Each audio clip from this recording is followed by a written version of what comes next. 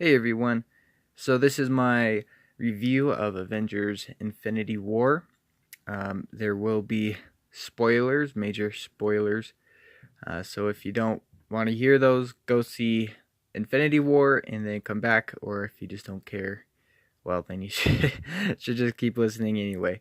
Um, so this is a bookmark that I got for Free Comic Book Day, because I didn't have anything else really with anything else that had to do with Infinity War to film while I talked about it. So this is the best I could do.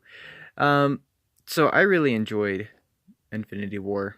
Um, I thought it was a great culmination of 10 years of movies. Um, and I mean, you have to give the movie a little bit of grace because they just have to fit so many characters into one screen, one screen, one movie. And so it at times does feel a little crowded, um, but for the most part, um, it still did very good at giving each character a little bit of time in the limelight. And Thanos as a villain was amazing. He was probably one of my favorite parts of the movie. Um, in terms of what I thought about the actual the story, I thought it was good. I know I've said this before. I'm not really a big Marvel Comics guy, so I don't really know a lot of the stories behind the movies. I did for Spider-Man just because he's really the only Marvel character that I ever really followed. In terms of the comics, everything else I just looked up. Um, but the Infinity Gauntlet story I've heard is one of the favorites among Marvel fans, and it definitely made for a great story for the movie. And I just liked how they kind of had three stories going on. Um, they had uh, Captain America, Black Widow, and Sam Wilson slash Falcon. They kind of had their own story. That was the least, um, I guess, showed story was those three, which kind of was disappointing for me because Captain America is my favorite Marvel character. Well, I guess he's tied with Spider-Man, but I really would have liked to have more Captain America's story in there. Basically, he's just been kind of in hiding, doing his own thing, which the beard is supposed to tell us, inform us. Um, but yeah, we first see him come to the rescue of the Vision and Scarlet Witch, and then basically that's the biggest scene he's in, besides the, of course, big fight in Wakanda. But other than those two big scenes, he doesn't really have much. Um, so yeah, that's probably what I would have liked to see from the movie more. So I'm gonna try to start at the beginning and just kind of review it to the end. Um, and it's been a couple weeks since I've seen it. I've only seen it once, and that was the day it came out. So that was April 28th. So it's been almost a month, which is hard to believe. But anyway, from what I remember, it starts out with Thanos boarding the ship that we saw in Thor Ragnarok. It seems like he's killed pretty much all the Asgardians on there. He then kills, gosh, what's his name? The gatekeeper guy. Yeah, I can't remember his name. Darn it. But anyway, Thanos kills him, and then he actually kills Loki, which was really sad. And I honestly don't know if they'll bring him back. I mean, he's already died twice. He died in the first Thor, then he died again in the second Thor. So I don't know if they'll be able to bring him back a third time. I really hope they do, but I think, I don't know, I kind of feel like it might be Loki's last hurrah. But anyway, Thor then gets teleported to Earth, where he turns back into Banner, and then he goes and he finds um, Tony Stark, and then they go to Doctor Strange. So yeah, Banner tells Iron Man, yeah, this guy's, or Iron Man and Doctor Strange, yeah, this guy named Thanos, he killed Loki, and at the time, Banner thought he had killed Thor too.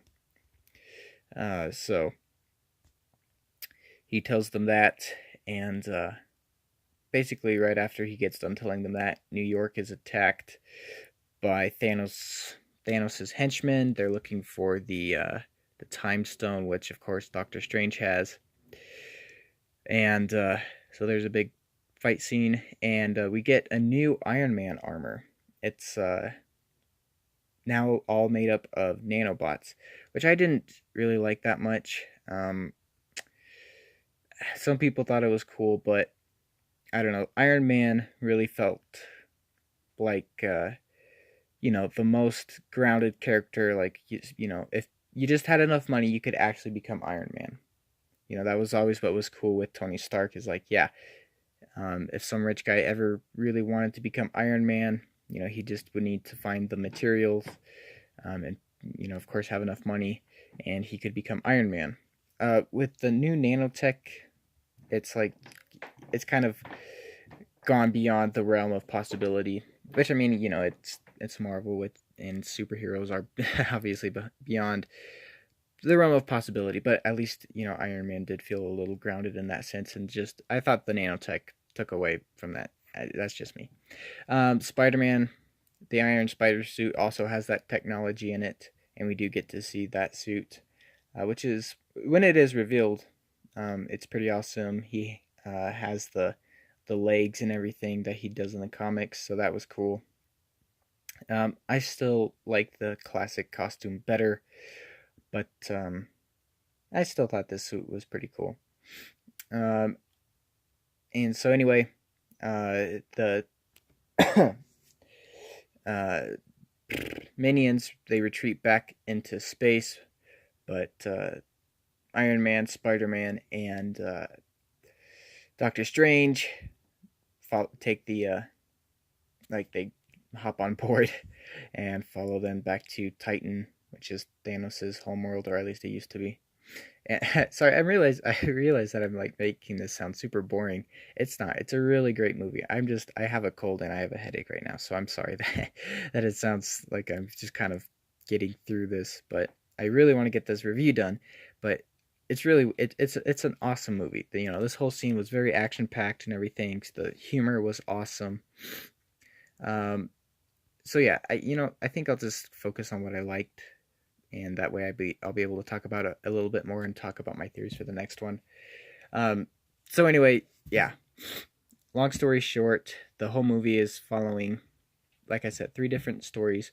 Like the Guardians of the Galaxy and Thor, they're trying to find the last Infinity Stone. Iron Man, Spider-Man, and Doctor Strange get taken back to Titan, and they kind of set a trap for Thanos. And then Captain America, Black Widow, and Falcon are trying to help Scarlet Witch and what's it? Vision. Vision get help and keep them protected from Thanos' henchmen. Wow, sorry guys. So yeah, I really liked the humor in here. There was a lot of good humor, banter between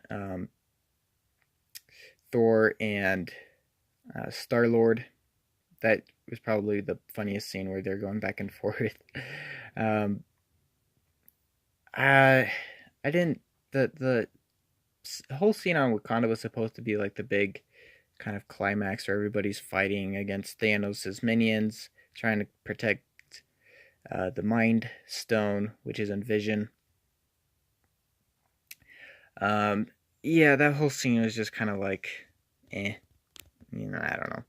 It The strategy was terrible, and like Captain America, he's supposed to know, how to fight a battle. He's supposed to know setup, and like, okay, so Thanos' minions are on like the outside thing of Black Panther's or Wakanda's force field, and um, War Machine and everything, like he's bombing on the inside of the force field before it even gets opened. It's kind of dumb. It's like just wait until, and I mean this does happen. Cap is like, well, just open it here so that we can focus all of our fire on this one little point. And so yeah, War Machine should have waited for that to bomb everybody, and it seems like Wakanda should have had more firepower for protection. They didn't have much. They just really had their warriors, and that was it. They didn't have like any Wakandan like big cannons or any kind of defense like that. It was just basically the warriors, and that was it. Cap gets Wakandan shields, black vibranium shields, and they're pretty cool. I still like the original shield better, but hey, it's whatever. Yeah, so the only two characters, like superhero characters, that didn't make an appearance were Ant-Man and Hawkeye, and I guess the Wasp, because she's a superhero now. And I really missed Clint Barton in this. I think he would have made it better. I know he's just kind of like a B-list character, but I really enjoy him whenever he pops into these movies. So yeah, I would have liked to have seen him and get more action of him. So hopefully they'll explain that in Infinity War Part 2. And another thing this movie did really well was at the end, where like all the characters are dying, or they're disappearing. Obviously, Spider-Man's was the most emotional, and at first I was kind of like, okay, all the other characters, they were basically like just poof, they were gone. Like there was like 2 seconds and they were gone. Spider-Man, it lasted for like 5 or 10 seconds, and he has the time to like beg Tony Stark for help and whatever, and make it all emotional. And I was like, why is that? And I was talking this over with some of my friends, and they were like, well, it was probably his spider sense that warned him, and he could like feel death coming on, and before it actually hit him, like the wave from the finger snap, he could feel it coming, and that's why it like took. He could still feel it, and like he knew he was gonna die, but that's why he didn't just like disappear. So I thought that was a pretty good explanation. So yeah, out of the entire character list, the only people that are left are really the original Avengers. Captain America, Iron Man, Bruce Banner, who I was really annoyed, like never turned into the Hulk. It was really annoying. I was totally hoping for Hulk to just rip out of the Hulk Buster suit that Banner was in. But nope, he had to stay Banner the whole time. So I was like, oh, fine, whatever. But anyway, he's still alive. Like I said, I don't know about Clint Barton because he wasn't in the movie at all. Black Widow's still alive, and that's I think that's the original Avenger group. So yeah, they're all still alive, and like that kind of worries me because I'm thinking maybe they have to all like sacrifice themselves to bring back the other superheroes, and this is like how they get out of the Marvel universe, since all the actors like their contracts are pretty much up. So yeah, I really hope that doesn't happen. I'm expecting at least Captain America to die, if not Captain America and Tony Stark, like kind of a recollection moment. They sacrifice themselves at the very end, or to stop Thanos. But yeah, like I said, I really like Thanos as a character. They really made him kind of like relatable, I guess, like in a weird kind of way. It's like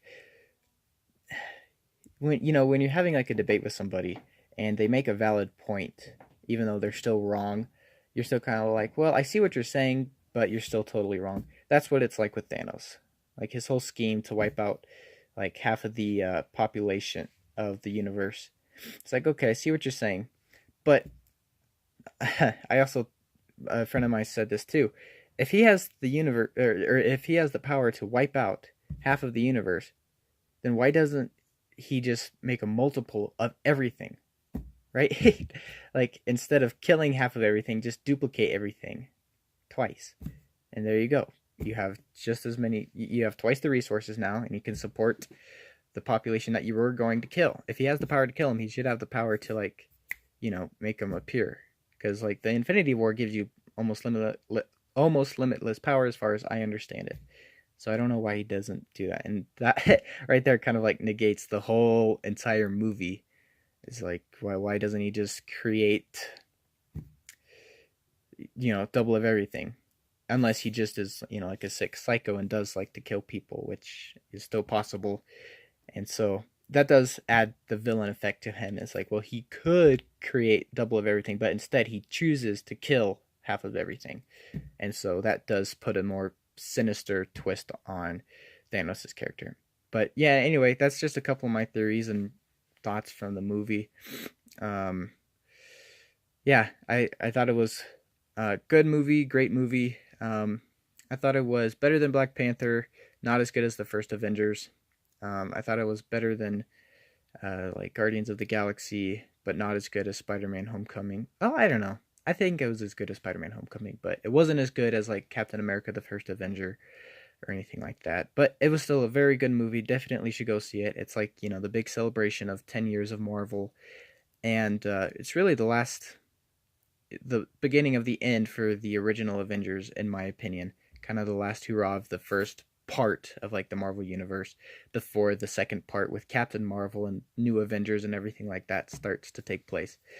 Which, by the way, if any of you were confused by the ending scene in the movie, like the very last part after Nick Fury disappears, which was kind of sad to see too. But anyway, after he disappears, that little signal was Captain Marvel's. I didn't know that until I went and looked it up, so I thought I would just let you guys know that that's who that was.